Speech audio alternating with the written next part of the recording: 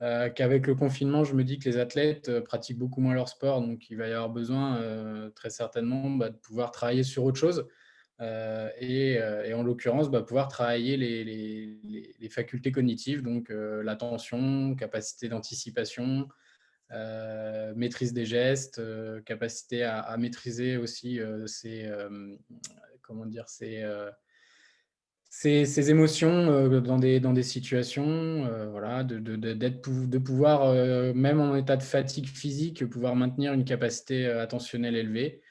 Donc voilà un petit peu pourquoi enfin, voilà ce qui m'a amené un petit peu à développer NeuroTracker.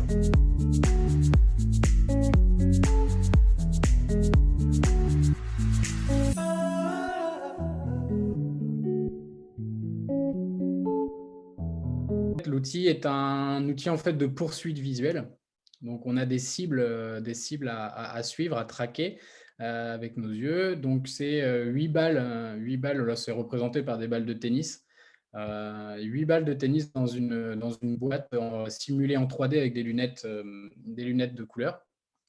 Sur ces 8 balles, il y a 4 balles qu'il faut absolument suivre et qu'il faut, au bout de 8 secondes de déplacement aléatoire des balles, restituer avec des chiffres qui apparaissent à la fin des 8 secondes sur les balles.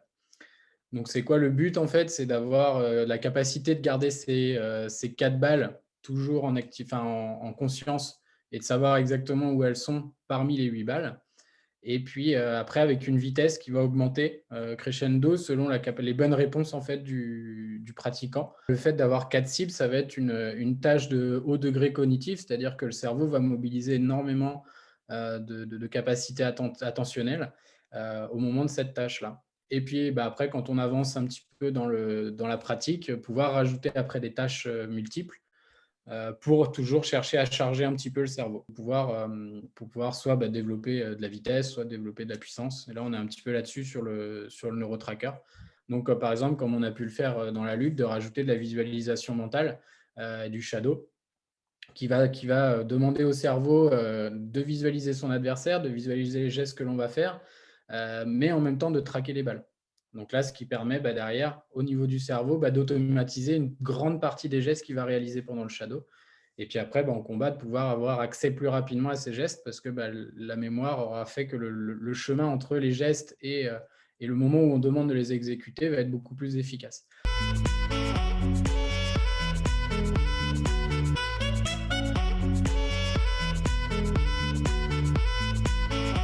Je me sens plus dans le timing, j'étais plus concentré dans les matchs, j'avais l'impression que j'étais plus rapide.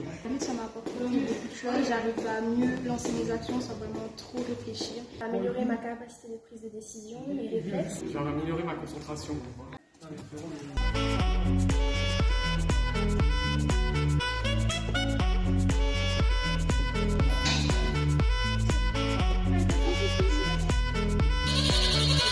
quotidien, ça m'a permis de pouvoir voir la différence entre la réalité et le moment où je commence à partir un peu dans le rêve, un peu à rêver. Et du coup, je peux marquer maintenant l'arrêt quand je suis en cours.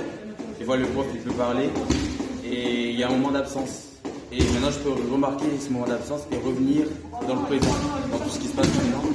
Et ce qui fait que je suis moins perturbé, j'arrive à être plus concentré par rapport à mes cours. De la plus de motivation aussi pour travailler à la fac. Au quotidien, par exemple au lycée, parfois j'avais un petit peu du mal à suivre les dictées, à me reconcentrer quand j'étais un peu fatigué. Et maintenant, j'ai plus de facilité à suivre, par exemple, quand les informations vont. En fin de compte, le NeuroTracker, c'est ça, c'est pouvoir gérer plus d'informations plus rapidement et mieux. Voilà ce que ça apporte, grosso modo, si on veut faire simple.